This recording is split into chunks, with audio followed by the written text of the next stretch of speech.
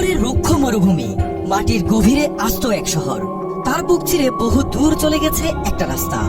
সুড়ঙ্গ পথের দুই পাশেই ধরে ধরে সাজানো আছে ভয়ঙ্কর সব ক্ষেপণাস্ত্র আর ড্রোন। একটি দুটি নয়, ইরান জুড়ে এমন অসংখ্য গোপন ঘাঁটি রয়েছে।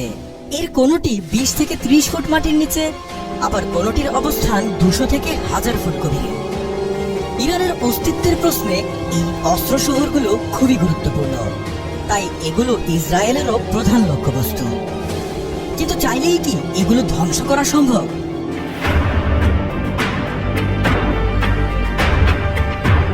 ইরান তার পারমাণবিক স্থাপনা ও অস্ত্র ভাণ্ডারের সুরক্ষায় দেশের বিভিন্ন স্থানে ভূগর্ভস্থ ঘাঁটি ও বাংকার নির্মাণ করেছে। কয়েক দশক ধরে বানানো এসব স্থাপনার মধ্যে সবচেয়ে আলোচিত ফোর্দো পারমাণবিক কেন্দ্র। তেহরানের দক্ষিণ পশ্চিমে কোম শহরের অদূরে পাহাড়ের প্রায় 260 থেকে 300 ফুট গভীরে এর অবস্থান। দীর্ঘ সময় ধরে এই পর্বতের রুক্ষ মাটি ও পাথরের নিচে উন্নত সেন্ট্রিফিউজ আর ইউরেনিয়াম মজুত করেছে ইরান, যা দিয়ে পরমাণু বোমা তৈরি করা সম্ভব। স্থাপনাটি ইরানের পারমাণবিক শক্তি সংস্থা AEOI পরিচালনা করে এবং এর পুরো সুরক্ষায় থাকে রেভলিউশনারি গার্ড IRGC। ইসরায়েল এটিকে পুরোপুরি ধ্বংস করতে চায়। ইরানের সবচেয়ে গুরুত্বপূর্ণ ও প্রধান ইউরেনিয়াম সমৃদ্ধকরণ কেন্দ্রটি ইস্পাহান প্রদেশের কেন্দ্রে 200 ফুট মাটির নিচে। নাতানজ পারমাণবিক কমপ্লেক্সটি 2007 সালের ফেব্রুয়ারিতে চালু হয়। স্থাপনাটির একটি অংশ ওপেন এয়ার বা উন্মুক্ত গবেষণা ও উন্নয়ন কেন্দ্র, অপরটি ভূগর্ভে অত্যন্ত গোপনীয় আর সুরক্ষিত ইউরেনিয়াম সমৃদ্ধকরণ ইউনিট। বাংকারটির ছাদের উপরে 2.5 মিটার পুরু কংক্রিট এবং তার উপরে প্রায় 20 মিটার মাটি দিয়ে আবৃত, যাতে এটি শত্রুপক্ষের বিমান বা ক্ষেপণাস্ত্র হামলা থেকে সুরক্ষিত থাকে।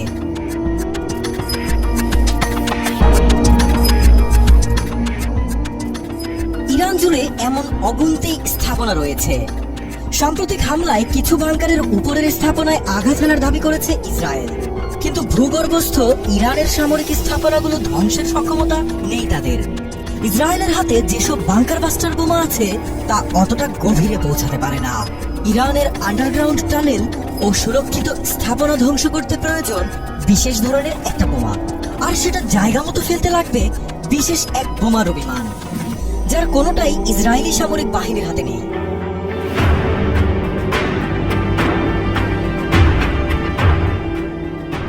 যুক্তরাষ্ট্রের তৈরি GBU-57 বাংকার বাস্টার বোমাই বিশ্বের একমাত্র অস্ত্র, যা প্রায় 200 ফুট গভীরের সুরক্ষিত ভূগর্ভস্থ স্থাপনাকেও ধ্বংস করতে পারে। 13,600 পাউন্ডের বোমাটি এমনভাবে তৈরি যাতে এটি লক্ষ্যবস্তুতে আঘাত হানার আগে মাটি, কংক্রিট বা শিলা ভেদ করে গভীরে প্রবেশ করে এবং নির্ধারিত গভীরতায় পৌঁছে তবেই বিস্ফোরণ ঘটায়। একাধিক বোমা একই টার্গেটে ফেললে এটি ধীরে ধীরে মাটির গভীর থেকে গভীরতর স্তরে তাণ্ডব চালাতে পারে, অনেকটা মাটির নিচে ড্রিলিং এর মতো।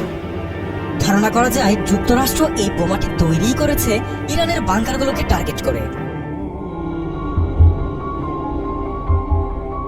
বোমাটির উচ্চগতির ভর এবং নিখুঁত লক্ষ্যভেদী প্রযুক্তি ফোর্ডো বা নাতানজের মতো ভূগর্ভস্থ স্থাপনাকেও মারাত্মকভাবে ক্ষতিগ্রস্ত করতে পারে। তবে এটি পরিবহনেও আছে জটিলতা। প্রায় 14 টন ওজন আর 20 ফুট দৈর্ঘ্যের GBU-57 গাইডেড বোমাটি পরিবহন করতে পারে একমাত্র B2 স্পিরিট বোমার।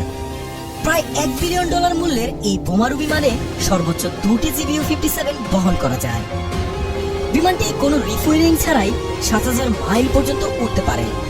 B2 স্পিরিট বোম্বার বিমান শুধু যুক্তরাষ্ট্রের কাছেই আছে, তাই মার্কিন হস্তক্ষেপ ছাড়া ইরানের পারমাণবিক স্থাপনা ধ্বংস করা ইসরায়েলের জন্য প্রায় অসম্ভব।